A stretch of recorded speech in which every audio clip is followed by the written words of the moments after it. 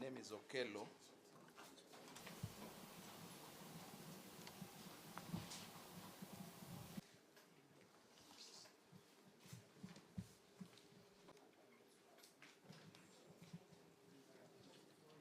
Mr. Elijah Washira, who is not present.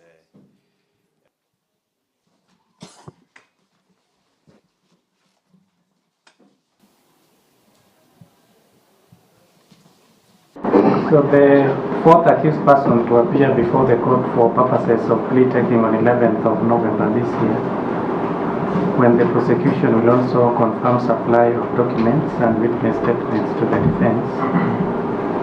Each of the first, second, third, fourth, and fifth accused persons who are natural persons is granted bond of Kenya shillings 800,000 with one surety, each in similar sum, with alternative cash bail of Kenya shillings 500,000 with one contact person.